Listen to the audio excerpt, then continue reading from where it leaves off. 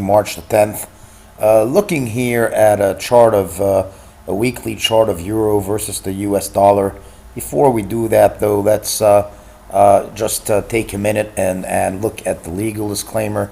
As you know, I'm compelled to actually post the disclaimer at the beginning of every video. So please just take a minute and read through it. I suspect most of you have done that enough times by now, but nevertheless, just take a minute.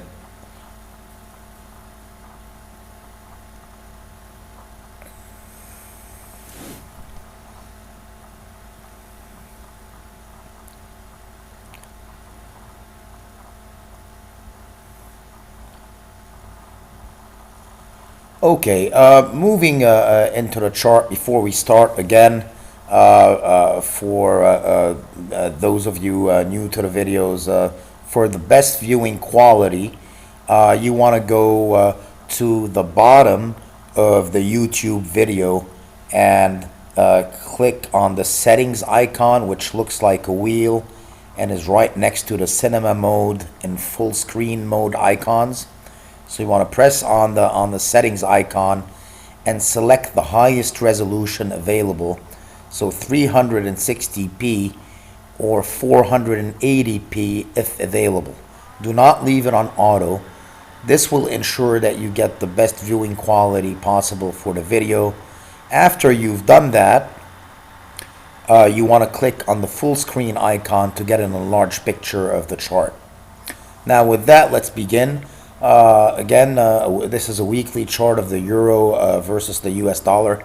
As you saw, we had an important technical break to the downside last week. Very bearish bar.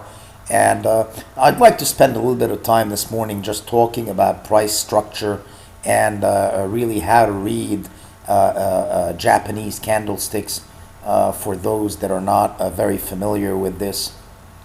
Again, with the Japanese candlesticks were originally invented by by Japanese rice traders, and they're probably to this day the most effective way to read price action. Now, to take last week for instance as an example, this big yellow bar here. Whenever the bar is full colored like it is here, it means that you closed that lower than where you opened. So in this case, this being a weekly chart, you opened right at the top of the square and you closed at the bottom of the square.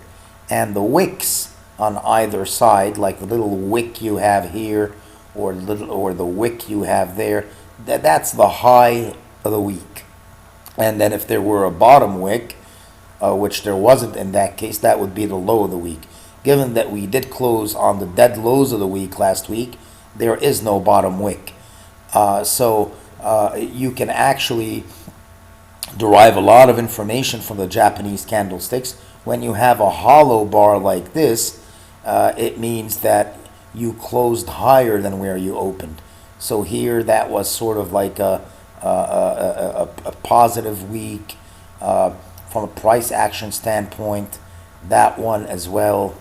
That